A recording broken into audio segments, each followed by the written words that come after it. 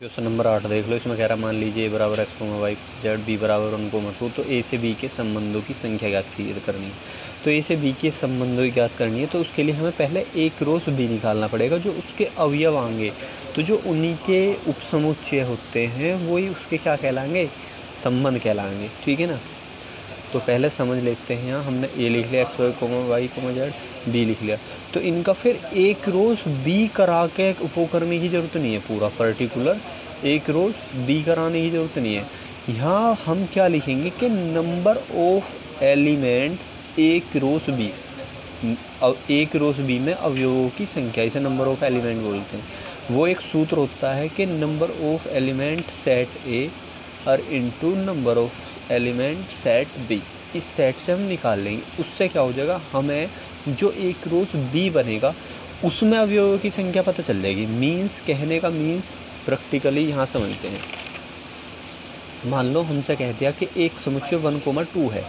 ठीक, तो u 1,2 है। इसमें हमसे पूछ लिया कि इसके उपसमुच्चय बताओ, इसके उपसमुच्चय बताओ। तो उपसमुच्चय हम कैसे बताते हैं, 2 की पावर m। अब 2 की पावर m क्या है, इसमें कितने अवयव हैं, तो 2 अवयव कितने, तो 2 दूनी 4। हम इसके बता देते हैं कि 4 समुच्चय बनेंगे। तो उसी प्रकार से हमसे a क्रॉस b में संबंध पूछ रहा, तो a क्रॉस b के संबंध वे होते हैं जो उसके जितने उपसमुच्चय बनाए जा सकते हैं। तो यहाँ से हम पहले a क्रॉस b के या तो जूम मतलब ज़्यादा डीपली जाके कॉपी भरने के लिए a क्रॉस b निकाल लो, या हमें क्या करना, हमें उनकी संख्या, हमें अवयव पता होनी चाहिए कि उस समुच्चय में 5 अवयव है। तो हम क्या कर देंगे, 2 की पावर 5 वगैरह करके ईजिली निकाल देंगे। सिंपल सा है। ठीक है। तो हम यहाँ से a क्रॉस b निकालते हैं। a क्रॉस b, तो number of element a cross b is equal to number of element a में कितने हैं, number of element set a में कितने हैं, 3, 1 2 3, तो 3 into number of set element b में कितने हैं, 2। तो यहाँ से number of element a cross b is equal to 3 दूनी 6। तो ये 6 वे आएंगे। 6 बता रहा हूँ कौन से आएंगे, देखो यहाँ बताते हैं।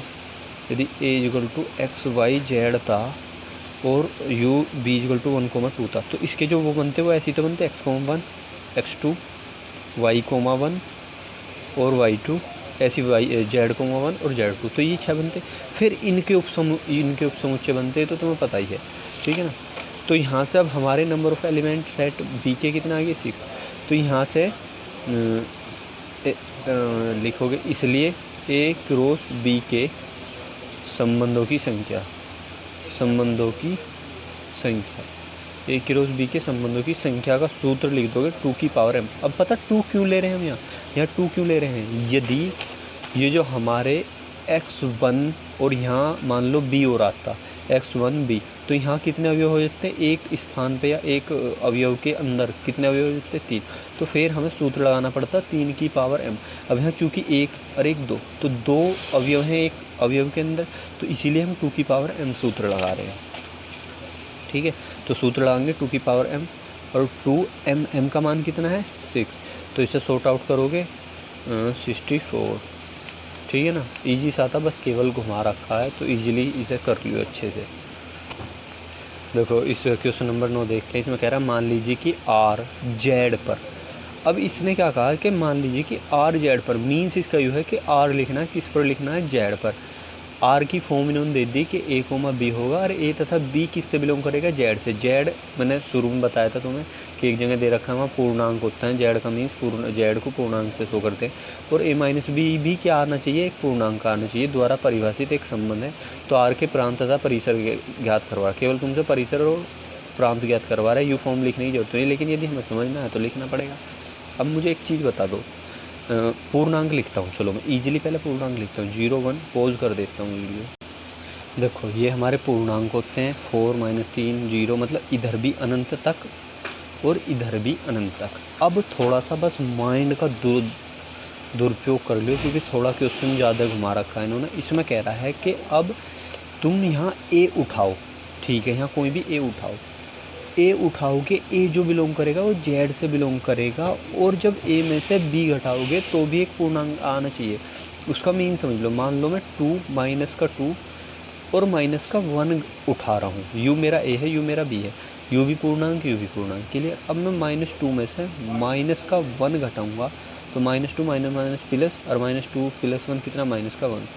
तो ए हमारा -2, बी हमारा -1, घटा के भी -1 आया। यू भी क्या है हमारा, पूर्णांक है। ठीक, तो हमारा सेटअप ठीक बैठ रहा है। ठीक है ना।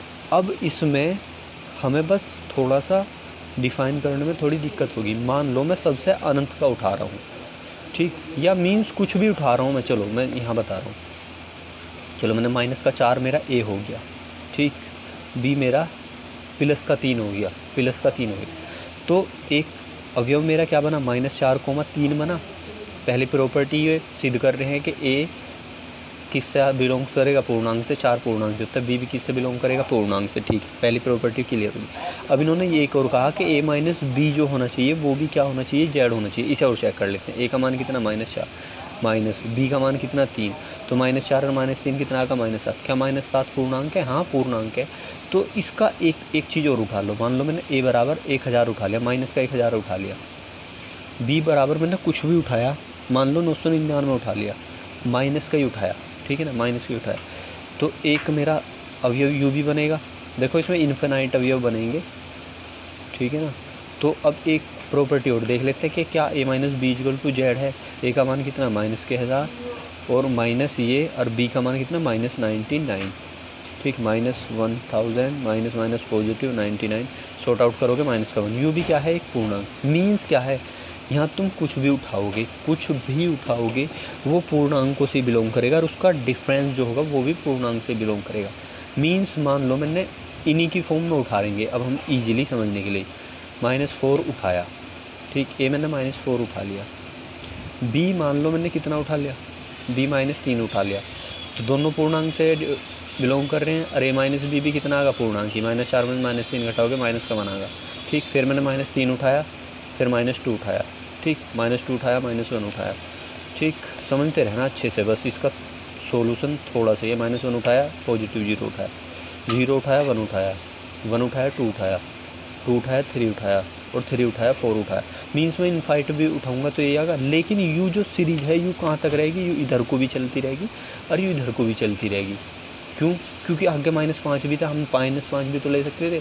आगे तो माइनस का लाख भी आएगा, आगे तो माइनस का 1000 करोड़ भी आएगा या नहीं आएगा। तो अब इसके प्रांत लिखने हैं बस। तो मेन पॉइंट अब इसका यहाँ है, प्रांत क्या लिखें इसके। प्रांत इधर माइनस का इन्फिनाइट, इधर इन्फिनाइट आएगा ना, उसके बाद कोई संख्या आवेगी, कुछ ना कुछ तो आएगा। मान लो -4 ही आएगा भाई, यू -4 तो आ गई। ऐसे ही इन्फिनाइट है तो इन्फिनाइट उठ जाएगा प्रांत में। -4 कोमा यू -3, फिर -2 -1 0 +1 2 3 4, और इधर कितना। अब इन्हें क्या कह देंगे, ये क्या हैं सारे पूर्णांक ही तो है। तो प्रांत इसका क्या हो जाएगा, प्रांत बराबर जेड या पूर्णांक। क्लियर, इसी से क्लियर हो गया होगा तुम्हारे। और स्पेस नहीं बचा तो यहाँ बता रहा हूँ परिसर।